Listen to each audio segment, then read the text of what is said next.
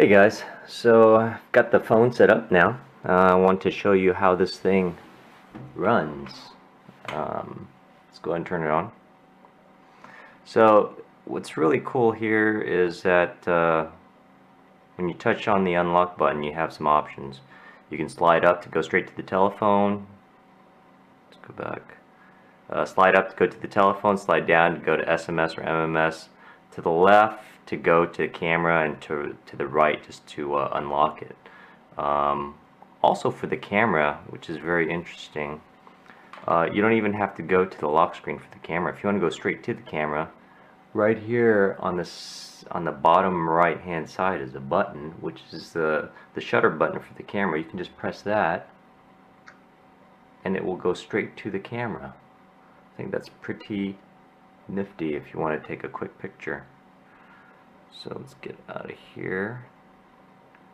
Let's go back here. So typically you just want to unlock the phone. This is the home screen. You got some cool default widgets that come from Motorola. These circle things are pretty cool. On the left hand side, the big circle, you have the clock and the date. You can click on that to take you to your alarm clock.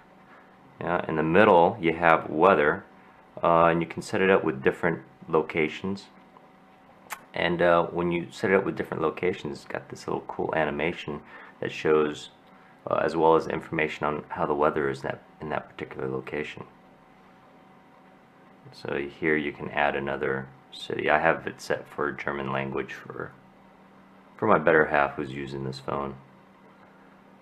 So here you also have information on the battery, but if you flip this circle over, there's a settings page where you can indicate what notifications you want to get in terms of SMS or missed calls or your mailbox. As you can see here, the colors are very vibrant. This is the Super AMOLED screen. The colors are just very vivid and really stand out. When you're sliding from, or scrolling from screen to screen, you'll see that it's pretty smooth. The Intel Atom processor does a pretty good job of keeping up with things. Let's go to the app drawer here. You can see here that has absolutely no problems keeping up with the requirements, or the fast scrolling back and forth. Doesn't seem to have any problems at all.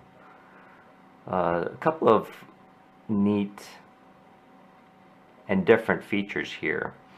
You can actually get to kind of a toggle setting where you can quickly set options for whether you want to have it on silent, your wireless, your Bluetooth, GPS, and so forth, just by coming to the home screen. Come to the home screen and then scrolling one more screen that way. And it'll take you to this kind of like a toggles type of thing.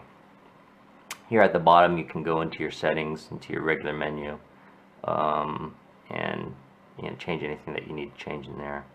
Again, you can see how smooth things roll here.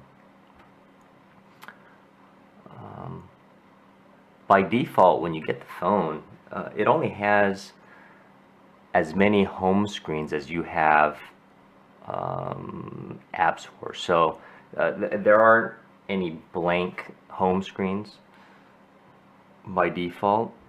As you build up your different home screens, if you need more home screens, you just scroll all the way to the right, past the last home screen to the right, and you have an option here. You can either have a default template that you can use, or you can just get a blank page so you can start building your next page of apps.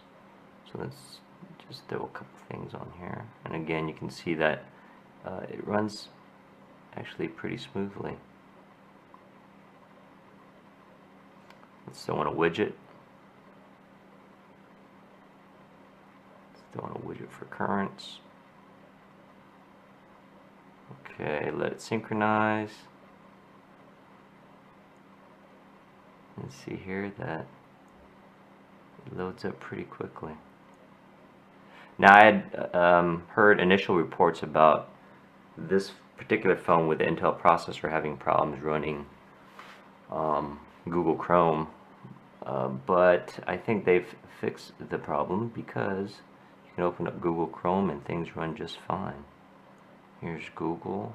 Let's try a website here. Let's go with New York Times.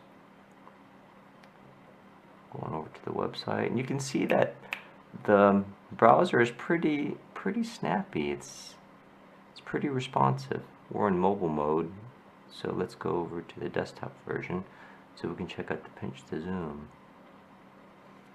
So we're in the full version now, and pinching to zoom, you can see that it's pretty quick, pretty responsive. Redraws pretty quickly. Scrolls without any issues. So overall, it's pretty responsive. This little 2 gigahertz Intel Atom processor seems to be able to keep up with things just fine. So that's the Chrome browser. Let's try the default browser.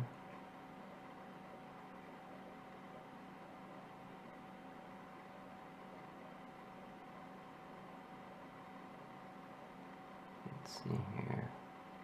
Let's try the New York Times here as well. I don't think I can get to the desktop version now with the default Android browser. Oh yeah, you can. Alright, so here we go. Here is the default Android browser. You can see that pinch to zoom works just fine, although it doesn't seem to resize the text for when you zoom in. Interesting. Okay, let's go ahead and get out of here. So you have your standard fare of apps, widgets, music. Let's try Flipboard so you can see how nicely this operates. So no stuttering, seems to keep up just fine. Try Google Currents.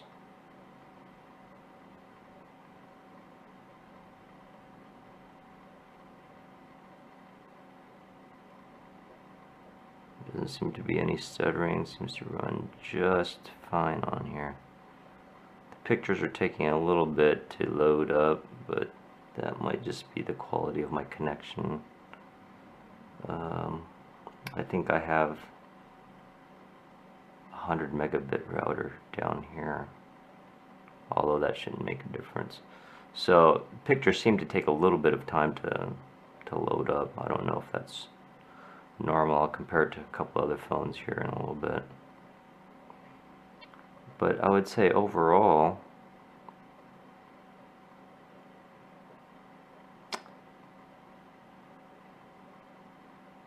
this is running pretty good. You can see the colors are, again, really vibrant, really stick out. So that's